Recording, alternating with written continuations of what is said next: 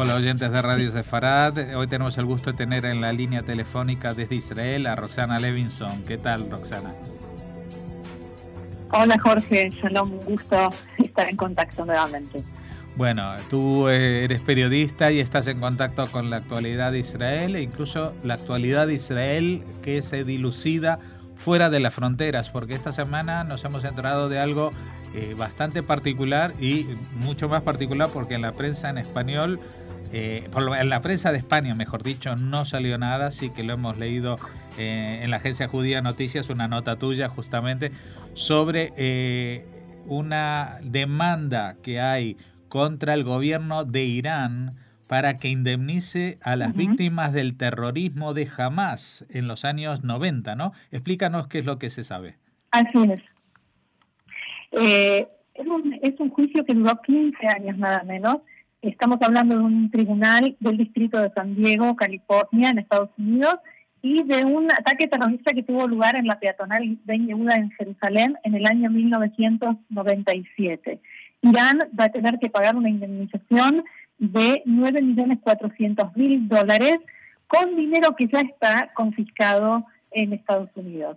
Y esto ¿por qué? Porque Irán fue reconocido durante el juicio como quien financió, apoyó e hizo posible que ese atentado pudiera ser cometido.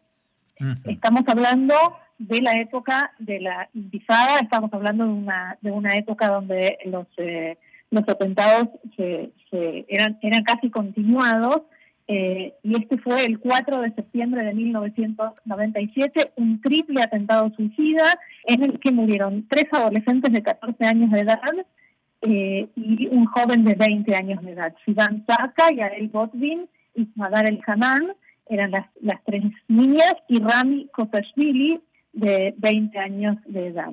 Eli Markovich resultó herido de extrema gravedad y falleció unos días después, precisamente a causa de las heridas. Las familias de las víctimas son quienes demandaron, estas familias que acabo de mencionar, más una que ha elegido no hacer público su nombre. Entonces, esta es una sentencia que no tiene precedentes, porque no solamente está siendo condenado quien cometió el atentado y quien ideó el atentado, sino también quien está detrás. Y esto es precisamente uno de los mayores objetivos de una asociación no gubernamental israelí que se llama Shurat Adin, que es quien representó a las víctimas. Es una asociación de abogados voluntarios que luchan contra el terrorismo, pero desde el punto de vista, o con las armas que les da la justicia, y sobre todo la justicia internacional. Y lo que intentan hacer, básicamente, además de demandar y de castigar a los culpables de los atentados terroristas, es atacar al terrorismo desde el lado de las finanzas, tratar de detener el flujo de dinero a organizaciones terroristas. Por eso este fallo es tan importante, porque precisamente Irán es un país que financia el terrorismo tanto de Hamás como de Hezbollah, en Yemen, en Siria, en Irak, y esta es una de las, de las formas de tratar de detener esto. Bueno, creo que una de las claves para que este juicio se pudiera haber celebrado es que algunas de las víctimas tenían la nacionalidad americana, ¿verdad? Claro, sí. En realidad, Shurat Adin actúa en los lugares donde la ley lo permite. O sea, si un ciudadano israelí no podría demandar a Hamás en una corte americana, pero los ciudadanos las víctimas tenían doble nacionalidad. Digámoslo más específicamente, los que demandaron en Estados Unidos son aquellas víctimas que tenían doble nacionalidad, no las que tenían solamente nacionalidad israelí, que no pueden hacerlo. De todas maneras, todavía queda un recurso más, ¿no? El Tribunal Supremo de Estados Unidos. Así es, sí. Lo mismo sucede con otra sentencia del mes pasado, en el que la Organización para la Liberación de Palestina y la Autoridad Palestina fueron condenadas a pagar $655 millones por una serie de atentados también cometidos durante la Segunda Intifada, entre el 2001 y el 2004. El caso, digamos, en el ámbito jurídico es conocido como Sokolov contra OLP. Uh-huh. También por facilitar, no solamente por haber cometido e ideado e instigado los atentados, sino también por facilitarlos y sobre todo financiarlos. Bueno, en el caso de la Autoridad Palestina, pues poco les va a importar porque las ayudas externas, por ejemplo, de Europa o de Estados Unidos, van a ser los que vayan a pagar ese rescate justiciero, ¿no? Pero en el caso de Irán, pues nadie va a pagar en vez de Irán, se va a descontar directamente de los fondos bloqueados. Exacto, los fondos confiscados. De todos modos, Jorge, no es plato de buen gusto para nadie ser condenado por un tribunal de Estados Unidos, tampoco para la Autoridad Palestina, y más allá del dinero, porque además es como devolver con la misma moneda. O sea, la Autoridad Palestina está enfrascada en una lucha ilegal contra Israel, tratando de aprovechar todas las instancias donde pueda deslegitimar a Israel. Y esto es un poco devolverle con la misma moneda y ponerla en la misma situación, pero con argumentos justificados y reconocidos en este caso por la justicia. Tanto es así que Shurat Adin está comenzando ahora una nueva campaña para recolectar firmas para demandar ante la Corte Penal Internacional a Riyad Al-Hassan y Ahmed Assaf, que son los titulares de la Corporación Palestina de Radiodifusión. ¿Por qué?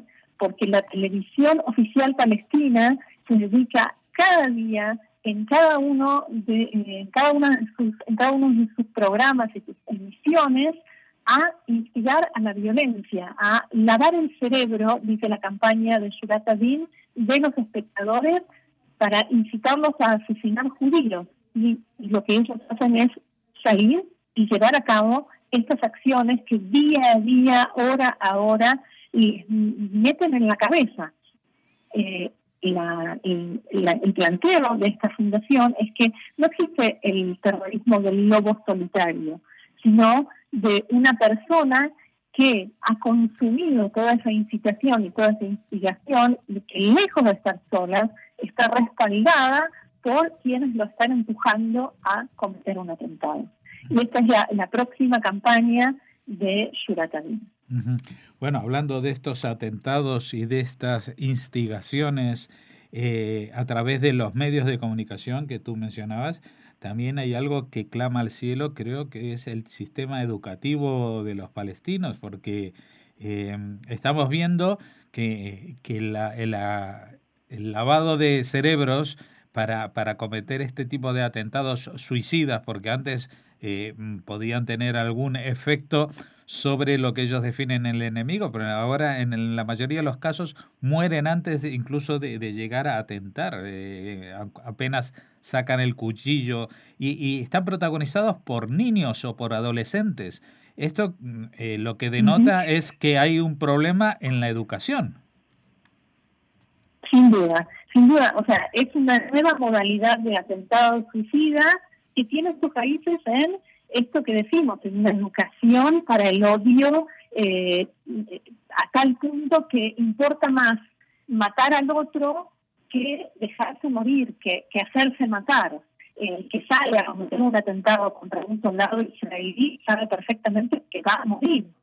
Y además hay algo que, como decías al principio, los medios no solo que lo destacan, no informan, no comentan, y es que cuando los terroristas son atrapados, cuando después de estos ataques, los que son detenidos y pueden dar una declaración ante la justicia, lo que dicen es, lo que, digamos, en esas declaraciones lo que hacen es repetir todas estas consignas de la educación hacia el audio, de la investigación a la ciencia, las frases de los medios de comunicación. Ninguno dice, yo sigo día a día los testimonios y las declaraciones ante la justicia de cada uno de los terroristas detenidos. Y ninguno dice, quiero una vida mejor, quiero una vida mejor para mis hijos, me siento oprimido. No.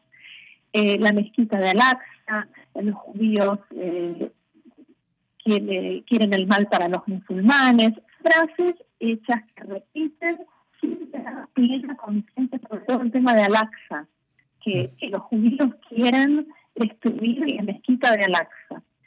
Muchos de esos niños y adolescentes matan y mueren por esas consignas.